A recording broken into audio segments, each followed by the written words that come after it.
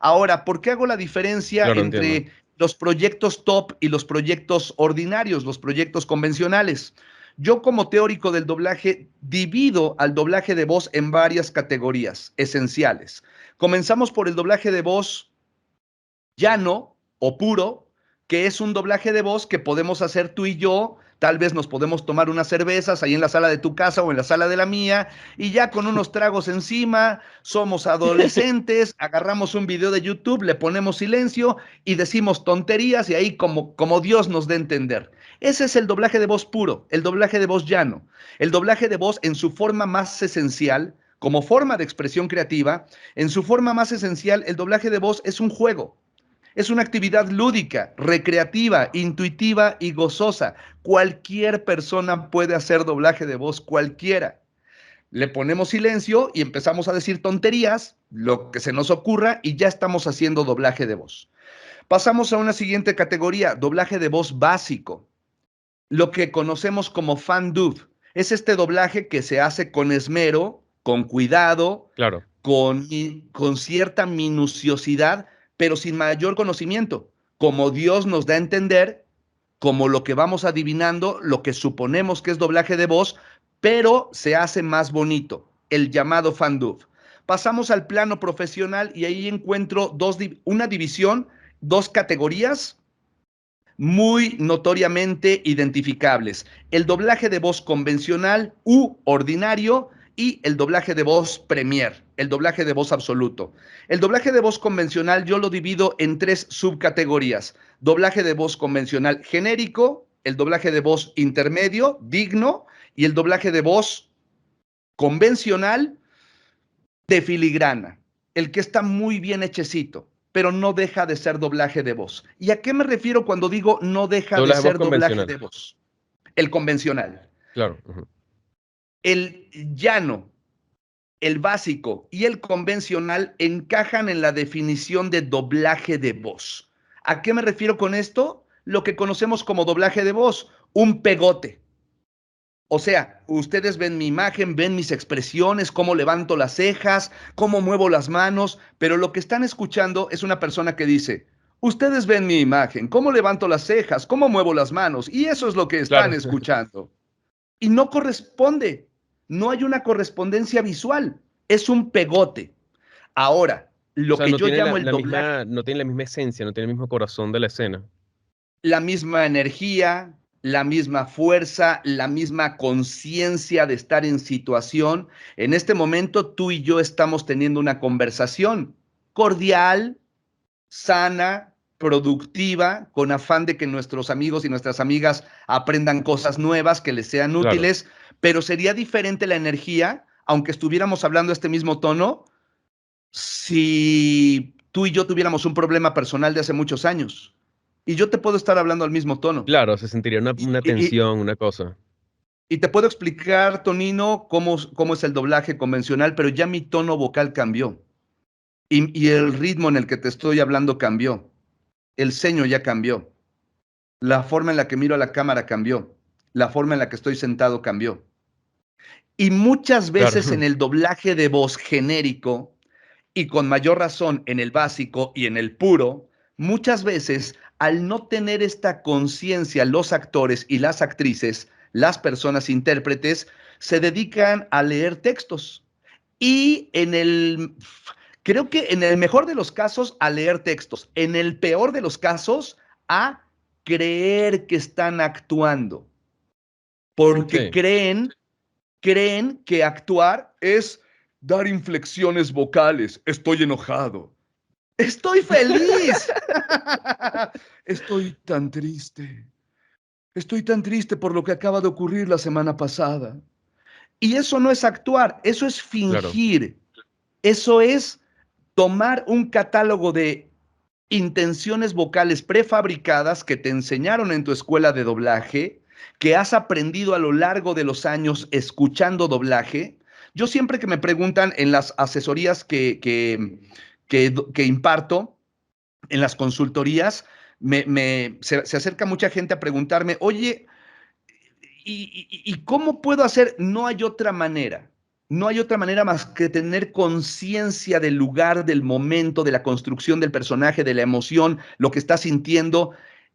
El lip sync, malas noticias, muchachas y muchachos que creen que hacer doblaje de voz es aprender a hacer lip sync. Eso, en la actualidad, hay ingenieros e ingenieras de audio que lo van a hacer por ustedes.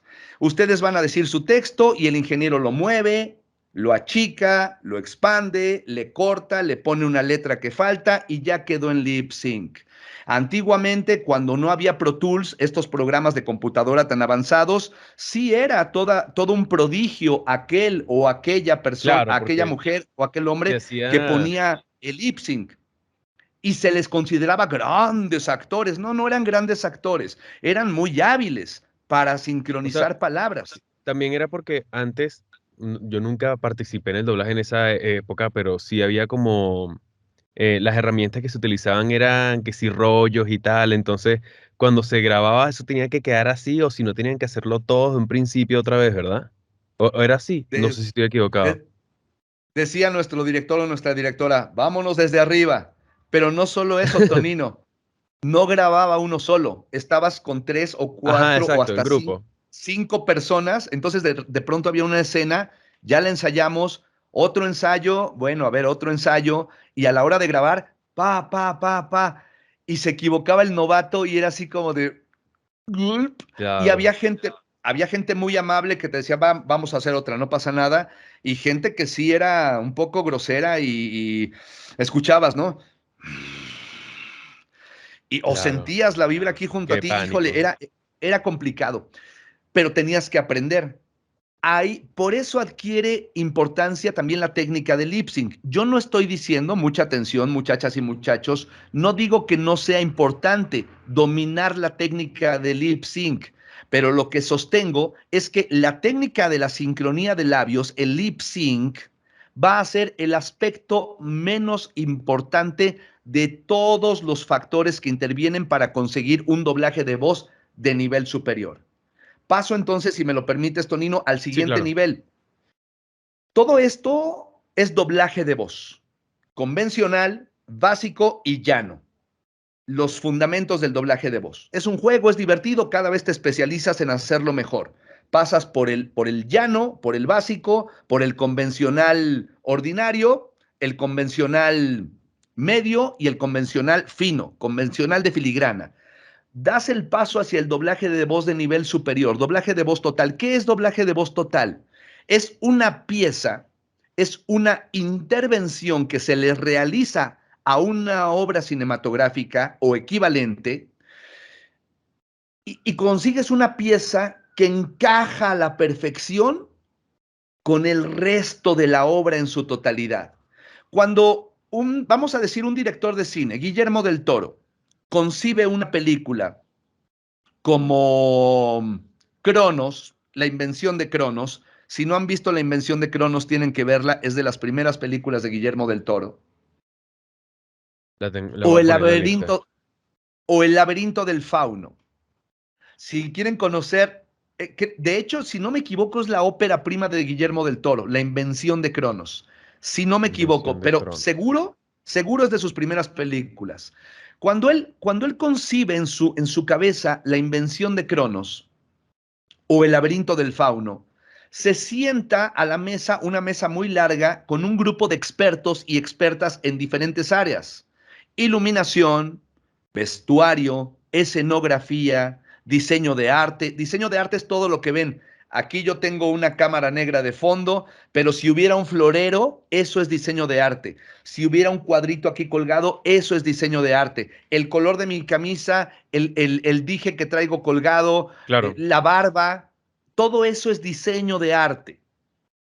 Bueno, la barba propiamente y mi camisa ya serían diseño de imagen. Bueno, el director de la película se sienta, o la directora de la película se sienta con un grupo de personas expertas a diseñar el trazo completo de la película, a construir una hoja de ruta, vamos a decirlo, un mapa por donde vamos a caminar para llegar al destino al que queremos llegar. Todo eso se hace en conjunto para que no sea que el día de la filmación Guillermo del Toro imagina colores oscuros, una iluminación tenue, y de pronto la persona de iluminación se trae unos focotes y todo está iluminado, y la persona de diseño de arte puso colores pastel, amarillos intensos. No, no, no. Todo está perfectamente planificado. En el doblaje de voz, lastimosamente, y digo lastimosamente porque en los años 40, 50, 60 del siglo pasado, al ser todas las personas que intervenían en el doblaje de voz latino, ser personas expertas, gente que sabía de cine, sabía de dramaturgia, sabía de actuación, sabía de literatura, sabía de lingüística, sabía de psicología de personaje, sabía de sociología, sabía de antropología, sabía de todas esas cosas porque lo hacían cine.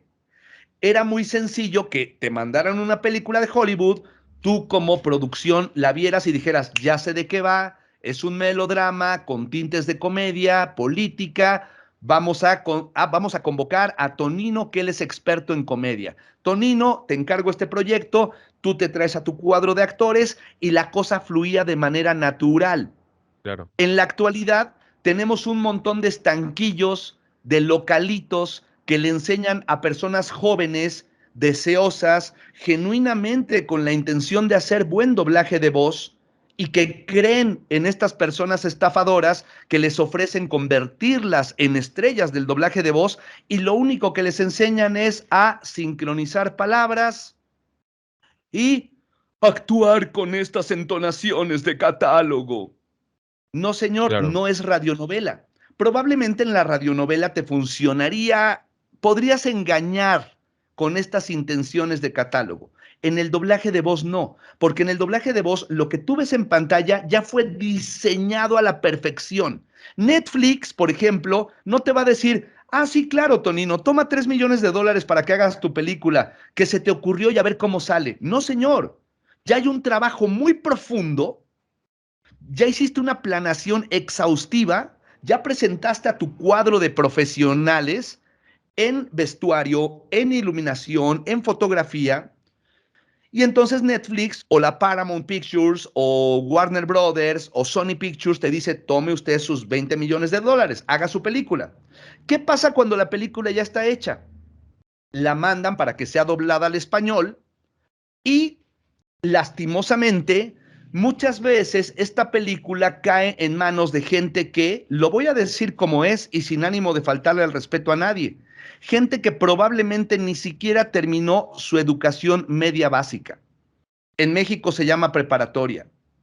No Ok. terminaste la preparatoria, pero tuviste suerte, eras hijo de alguien, eres simpático, eres simpática, tuviste la habilidad para colocarte y hoy te haces cargo de proyectos top, proyectos que aparecen en el cine, que aparecen en la televisión y que influyen de manera directa en la forma en la que habla la audiencia que consume doblaje de voz.